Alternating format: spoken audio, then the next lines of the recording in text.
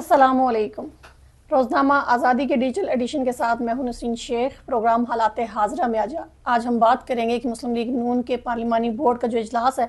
وہ لاہور منتقل ہو گیا۔ یہ اجلاس کل بدھ کو جو ہے وہ مظفر آباد میں منعقد ہونا تھا۔ تمام تر انتظامات مکمل ہو گئے تھے۔ کیا بنیاد بنی، کیوں جو ہے لاہور منتقل ہوا، اور دیگر اہم سوالات آج کے پروگرام میں ہم لے کر حاضر ہوئے ہیں۔ ہمارے ساتھ موجود ہیں جاوید اقبال ہاشمی صاحب۔ سر، آپ کو پروگرام میں خوش آمدید کہتے ہیں۔ سر، یہ بتائیں کہ مسلم لیگ نون کا جو ہے پارلیمانی بورڈ کا اجلاس کل یہاں ہونا تھا، تمام تر انتظامات مکمل ہو گئے تھے، پھر کیا وجہ بنی کہ لاہور منتقل ہو گیا اجلاس؟ بسم اللہ الرحمن الرحیم۔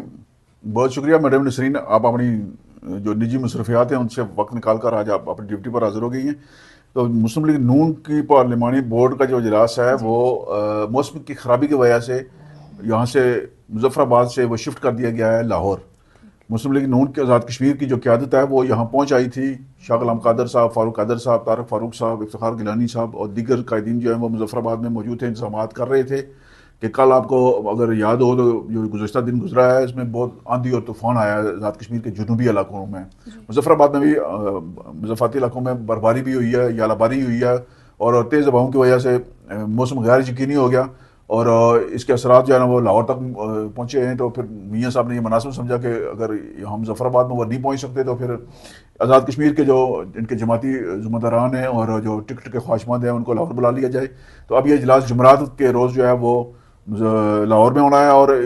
ابھی تھوڑی دیر پہلے جو ہے نا وہ شاہ غلام قادر صاحب نے فاروق قادر صاحب کے ساتھ مل کر پریس کانفرنس بھی کی ہے، صحافیوں سے بات چیت بھی کی ہے۔ تو انہوں نے بتایا ہے کہ اب اجلاس جو ہے نا یہ اس کی منتقل ہونے کی کوئی اور وجہ نہیں ہے، صرف موسم کی خرابی کی وجہ سے لاہور شفٹ کیا گیا ہے، اور ٹکٹ کے جو فیصلے ہیں وہ جمعرات کے روز ہو جائیں گے۔ ٹھیک ہے سر، اگلے سوال پہ آتے ہیں۔ بریسٹر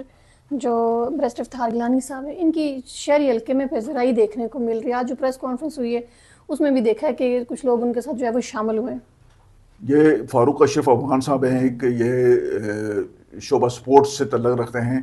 اور ان کی ساری زندگی جو ہے وہ کھیل کے میدانوں میں گزری ہے۔ یہ ملازمت سے ریٹائرمنٹ کے بعد جو ہے نا یہ تحریک انصاف کے ساتھ وابستہ ہوئے تھے، شاید وہ بھی تبدیلی کے خواہشمند تھے، اور یہ مظفر آباد کے شہر کے اندر فاروق اشرف افغان صاحب جو ہیں یہ سماجی کاموں اور کھیل کی سرگرمی کے حوالے سے بہت نوجوانوں میں بہت مقبول ہیں،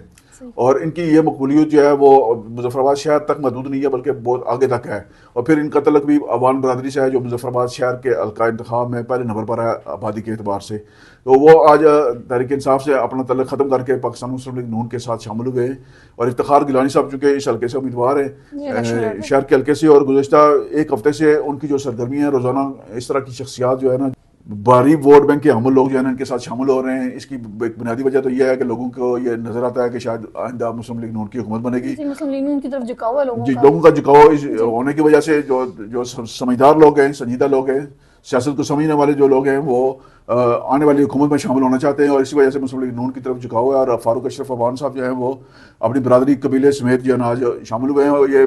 باری پر کم پریس کانفرنس ہو گئی تھی جس میں فاروق قادر صاحب بھی آ گئے، شاہ غلام قادر صاحب بھی آ گئے، افتخار گیلانی صاحب بھی آ گئے، ثاقب مجید صاحب بھی آ گئے، اور بھی لوگ تھے۔ پریس کلب کا جو حال ہے وہ اندر اور باہر دونوں طرف سے بھرا ہوا تھا، باہر بھی گاڑیاں کھڑی کرنے کی جگہ نہیں تھی۔ تو یہ مسلم لیگ نون کی جو اس طرح کی سرگرمیاں ہیں وہ مسلم لیگ نون کے عام انتخابات میں جانے کا واضح ثبوت ہے کہ مسلم لیگ نون کی انتخابی مہم شروع ہو چکی ہے۔ اور فاروق اشرف افغان صاحب جو اس وقت جو ہے نا وہ صوبہ صحافت سے بھی تعلق رکھتے ہیں، اور یہ ایک ایجوکیٹ ٹی وی پر جو ہے نا اینکر کی حیثیت سے بھی کام کرتے رہے ہیں، تو ان کا بڑا حلقہ اثر ہے۔ ان کا مسلم لیگ نون کے ساتھ شامل ہونا افتخار گیلانی صاحب کے لیے تو فائدہ مند ہے ہی، بحثیت مجموعی اس طرح کے مثبت لوگ جو ہیں سماجی شعبے میں کام کرنے والے، کھیل کے شعبے میں کام کرنے والے، جو نوجوانوں میں مقبول ہیں، نوجوان جن کی باتوں کو توجہ سے سنتے ہیں، ان کا سیاست میں اس طرح متحرک ہونا اور مؤثر کردار ادا کرنا بحثیت مجموعی معاشرے کے لیے جو ہے نا وہ مفید ہے۔ ٹھیک ہے سر، جماعت اسلامی کی بنو کی قابل سکیم یہ کیا ہے؟ جماعت اسلامی جو ہے وہ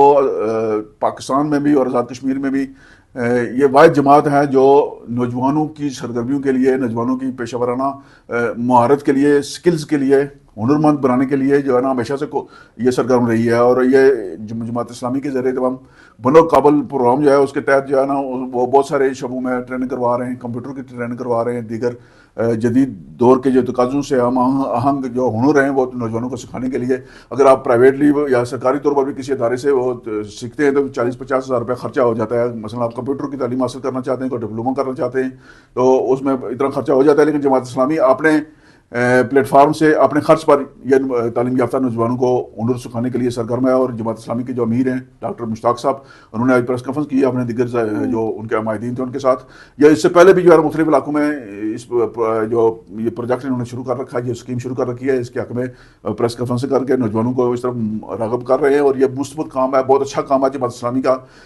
قطع نظر اس کے کہ جماعت اسلامی کوئی سیاسی جماعت ہے یا مذہبی جماعت ہے, ان کا یہ کام جو ہے وہ بلا تخصیص ہر مکتبہ فکر کے لیے ہے, اور اس طالب علم کے لیے ہے جو فارغ التحصیل ہونے کے بعد بے روزگار بیٹھا ہوا ہے. اور نوجوانوں کو ہنرمند بنانا جو ہے وہ جماعت اسلامی کی بہت اچھی اسکیم ہے جس کی حوصلہ افزائی کی جانی چاہیے. اور نوجوانوں کے لیے موقع ہے کہ وہ اس موقع سے فائدہ اٹھائیں, اس پلیٹ فارم پر جائیں اور جس طرح کی وہ تربیت حاصل کرنا چاہتے ہیں, جس طرح کا ہنر حاصل کرنا چاہتے ہیں وہ حاصل کریں. ٹھیک ہے سر, پبلک اکاؤنٹس کمیٹی کی بات کرتے ہیں, ان کا اجلاس ہوا تو کیا کچھ کارروائی اس اجلاس میں ہوئی ہے؟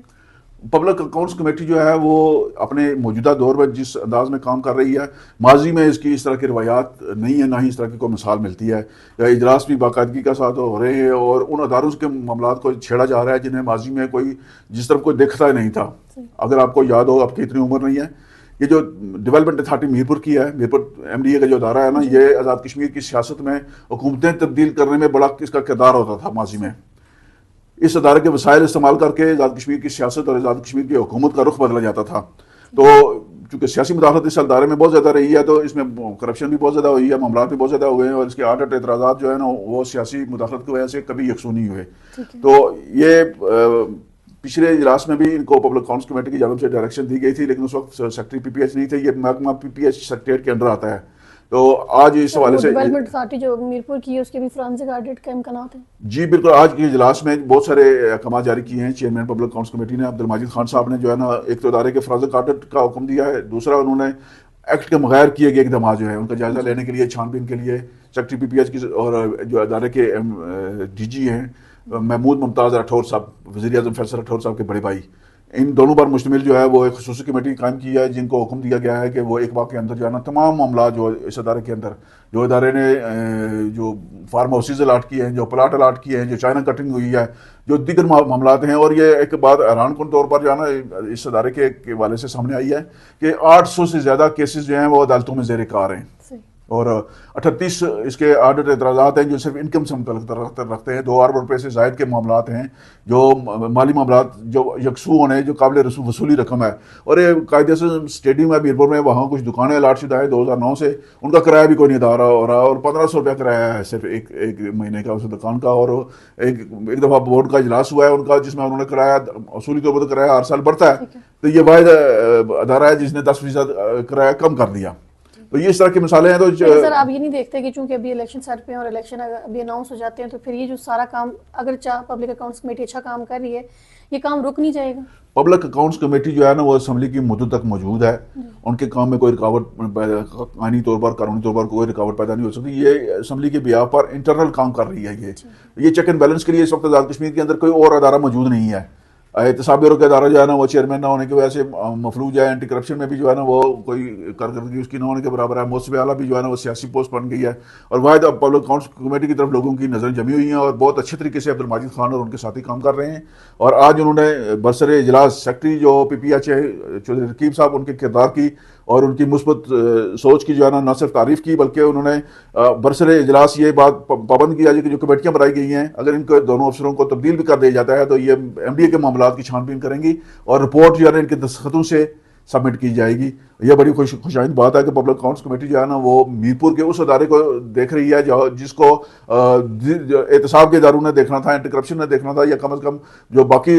معاملات ہیں باقی ادارے ہیں جو اس کام کے لیے تھے ان کو اس طرف توجہ دینی چاہیے تھی. لیکن آرے بندہ جو ہے نا وہ پلاٹ لے کر خاموش ہوتا رہا ہے. یہ پلاٹ کا سب سے بڑا مرکز ہے. پلاٹ مافیا جو ہے نا یہاں سے فروغ پذیر ہوا ہے, اور آزاد کشمیر کے تمام سیاستدان, تمام بیوروکریٹس اور دیگر شعبے کے جو لوگ ہیں وہ یہاں سے مستفید ہوتے رہے. اور اس ادارے کی حالت یہ ہے اس وقت کہ وہاں قانون نام کی کوئی چیز نہیں ہے, لا قانونیت ہے, اور صرف